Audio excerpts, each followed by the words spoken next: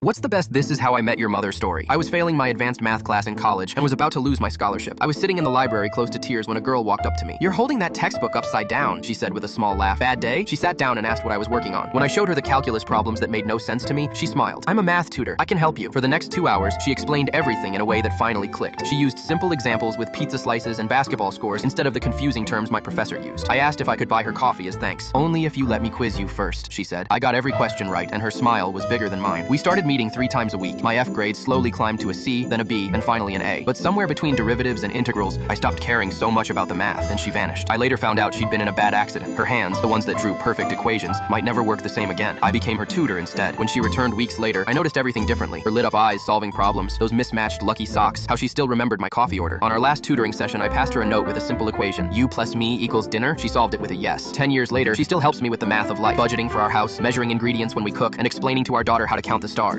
She said, "I'm not ready for marriage. Let's date other people but stay together." I replied, "Great idea." What she discovered about my new dating profile made her delete hers immediately. Last Monday night, I'm sitting at the kitchen table with pad thai and a beer, celebrating finishing a big project. My girlfriend of 4 years, Claire, sets down her fork with that face, the "we need to talk" face. My heart dropped. I thought she was about to pressure me about a ring. Instead, she goes, "I love you, but I feel trapped. I think we should open our relationship." I just stare at her. "Open what?" She smiles like she's announcing some TED Talk. "It's modern, it's healthy. My therapist says it could make us stronger. And if I say no?" I ask. She shrugs, nails tapping her glass. "Then maybe we're not meant to be." 4 years. And she was ready to toss it for Ryan the barista, or whoever she thought was waiting. So I smiled. "Perfect, let's do it. Starting tonight." She looked shocked, then lit up like a kid on Christmas. Downloaded 3 dating apps right there. Asked me which photos to use. I helped her pick the blue dress pic from her friend's wedding. She kissed me. See? We're so mature. Then she went to bed happy. I stayed up making my own profile. By Wednesday, she's glowing about a deep barista named Ryan. I say that's great while texting Emma, 28, who got dragged into the same mess by her ex. Total vibe. Claire asks what I did that night. "Had sushi with Emma?" Her smile cracks. "Already?" "Well, yeah, this was your idea. Why waste time?" By Thursday, she brags about 30 matches. I tell her I stopped counting after 50. She drops her spoon. Saturday, I meet Emma at the farmer's market. We laugh for 3 hours. Roast a guy selling healing crystals. Buy honey we don't need. I post 1 photo, 2 coffees, our hands in the shot. Claire's phone must have blown up. Who is she? Why would you post that? Everyone's asking. When I get home, she's pacing. She's younger, prettier, more successful, isn't she? This isn't a competition. Yes, it is. Then Sunday night, she finds out one of my apps has reviews, and mine are glowing. Actually looks like his pics. Funny, respectful, would date again. And the dagger. His girlfriend's an idiot for letting him go. That broke her. Monday morning, she sits across from me, red-eyed. Let's close it. Just us. Forget the apps I scratched Diesel, my 70-pound pit mix, while sipping coffee. Already did. With Emma. Her face drains. What? I deleted the apps. Emma and I are exclusive. She completely unravels, screaming, throwing a plate, crying, then raging. Diesel runs to the bathroom. Next day, her mom calls me, yelling I ruined her daughter's life. Her sister DMs me saying I should have fought for her. Meanwhile, Ryan the barista ghosted her after 2 dates. Turns out he had a girlfriend. So Claire gets desperate, shows up at Emma's office, pretending to be her sister with a family emergency. Security has to drag her out while Emma tells her, "You can't steal what was already given away." That night, Claire tries love bombing me. My favorite dinner, my playlist, the dress I'd bought her. "Remember this song?" she asks, swaying. "Yeah, we danced to it in your old apartment. We were so happy." "Were we? Or were you already thinking about Ryan?" She cries harder. "I was scared. Marriage is forever. So is disrespect." By Friday, her dad and brother come to move her into a shoebox studio. Her brother shakes my hand before leaving and whispers, "She always thinks the grass is greener." Claire stands in the doorway, eyes red, one last try. "I loved you." Yeah, past tense. She leaves with a couch, a couple bags, and 0 dignity. Now she's broke, telling anyone who'll listen that I manipulated her into it. Nobody's buying it. Ryan's gone. The dating pool isn't what she thought, and she's stuck paying triple rent for a studio she can't afford. Me? I've got Diesel, Emma, and peace. Claire wanted options. She ended up with none. I found my mom's old diary in my stepdad's office, and what I discovered changed everything. I was cleaning out boxes in the attic when I found it, a small blue notebook with flowers on the cover. I thought it was just another photo album, but when I opened it, I saw my mom's handwriting from 15 years ago. I knew I shouldn't read it, but one sentence caught my eye. "I can't tell anyone the real reason I left Mark. Mark was my real dad, who mom always said abandoned us when I was 3. My hands were shaking as I kept reading. The truth hit me like a truck. My dad hadn't abandoned us at all. Mom left him because she was scared. He had a gambling problem and lost their entire savings, their house, everything. She wrote about how he begged her to stay, promised to change, but she couldn't risk it with a baby to protect. But here's the crazy part. My stepdad Dave knew about this diary. I found a note stuck between the pages in his handwriting. Use this if she ever tries to leave. He was keeping it as insurance, threatening to tell me the truth if mom ever divorced him. I took pictures of every page and drove straight to my mom's work. When I showed her, she broke down crying. She admitted Dave had been using this secret to control her for years. She was too ashamed to tell me the truth about dad, and too scared of losing me if she left Dave. I hugged her and said, "Mom, you protected me once by leaving dad. Now let me protect you." We packed her bags that night. Dave came home to an empty house and a note that said, "I found the diary. Game over. Now mom and I are starting over." And yesterday, I got a text from my real dad. Turns out he's been sober for 12 years, waiting for a chance to make things right. My friend always borrowed money. money, so I exposed him at his wedding. My best friend Tom had a habit of borrowing money. Always had some emergency. Rent, car repairs, medical bills. He'd promised to pay back next week, next month, next year. I kept track of every loan in my notes app, watching it grow to over $15,000. Then he got engaged to a rich girl. Suddenly, he had designer clothes, a new car, expensive dinners. But my money? Still nothing. Times are tight, he'd say, while posting photos from his yacht trips. At his wedding, he asked me to give a best man speech. I agreed, pulling out my phone. I wrote something special, I said. The room went quiet as I started reading every loan, every date, every desperate late-night call. Even listed the excuses: his dying grandmother who was alive, his stolen car that he'd sold, his emergency surgery for a spa day. His new wife's face went from confusion to shock. Her father, a bank executive who'd paid for this $100,000 wedding, stood up and asked how much the total was. When I said $15,000, he walked over, pulled out his checkbook, and wrote me a check right there. "Consider it a wedding gift," he told his new son-in-law. "And your last one. We'll discuss this at home." Tom never asked to borrow money again. Actually, he never spoke to me again. But his wife sent me a thank you card. Turns out I wasn't the only one. She'd found a notebook full of loans totaling over $50,000. Sometimes the best wedding gift is the truth.